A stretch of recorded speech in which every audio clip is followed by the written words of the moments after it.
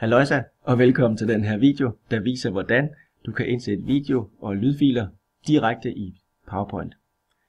Til at begynde med skal vi lige ind og finde en PowerPoint, og det gør jeg her på vores intro ind under skabeloner og ned i PowerPoint. Og vi vælger den første og den bedste, som er den sorte. Og så er vi ved at være i gang. Til at starte med kan vi jo lige give den en overskrift, bare for en god ordens skyld, og en undertitel, det vil vi ikke have, så den sletter jeg. Godt, nu er vi klar til at komme i gang. Det her det kunne være en PowerPoint, du har lavet i forvejen. Det kan også være en helt ny en, hvor du ønsker at indsætte en video.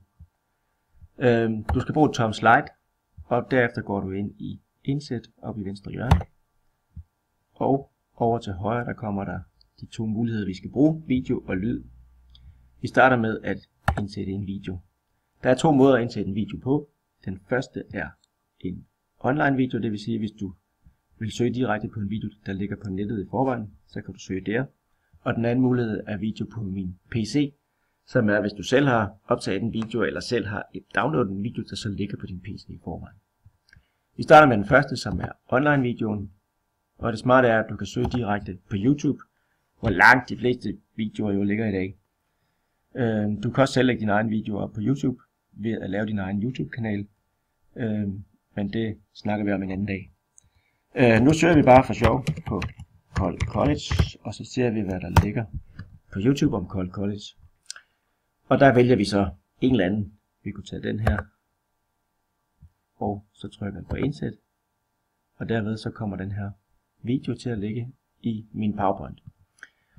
Den opfører sig ligesom et billede, når den er blevet lagt ind, det vil sige, at man kan forstørre den og formindske den, som man har lyst til, alt efter om man vil have, hvor stort billede man vil have. Det vil sige, at man kan have en video kørende ved siden af noget andet, man har på samme slide. Man kan også vælge at lade videoen fylde hele slidet. Sådan. Hvis du vil se, hvordan det ser ud, når din video er sat ind, så kan du nede i højre hjørne gå over i slideshow eller visningsmode, som jeg kalder det.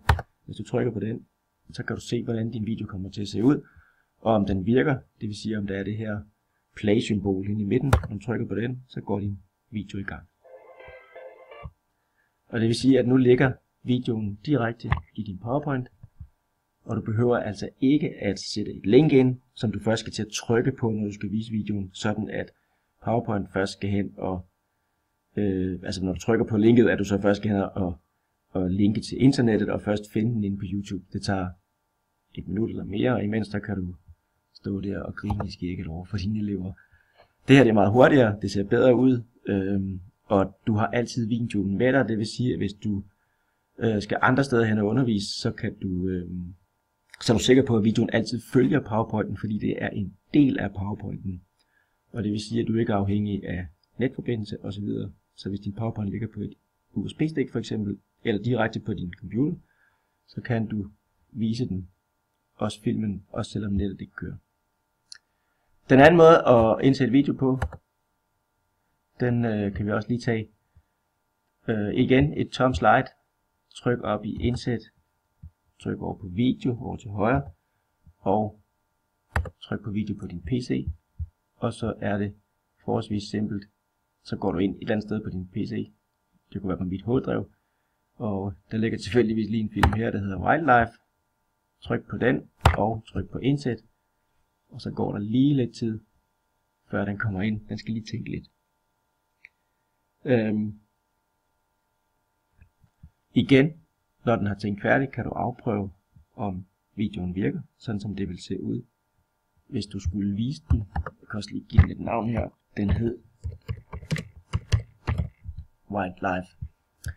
Hvis jeg trykker ned i højre hjørne igen på slideshow, altså sådan som det vil se ud, hvis jeg skulle vise det, så kan jeg se, hvordan vil det egentlig se ud, den dag jeg skal vise det for mine elever. Og igen kan jeg trykke på play og se, om den virker. Godt. Nu har vi sat videoer ind på de to muligheder, der er for at sætte videoer ind i PowerPoint. Hvis du vil indsætte en lydfil, er det samme princip. Et nyt slide, indsæt, og i stedet for at vælge video, der vælger du lyd, trykker på lyd, så har du to muligheder. Den ene der er at optage lyd direkte her i PowerPoint-programmet. Det vil sige, at du kan faktisk speake direkte her i programmet og lave en lille optagelse, som du så kan vise, når du viser din PowerPoint. Den anden måde at sætte lyd ind på, er at trykke på lyd på min PC, og så vil du skulle have en lydfil liggende, som du så kan sætte ind.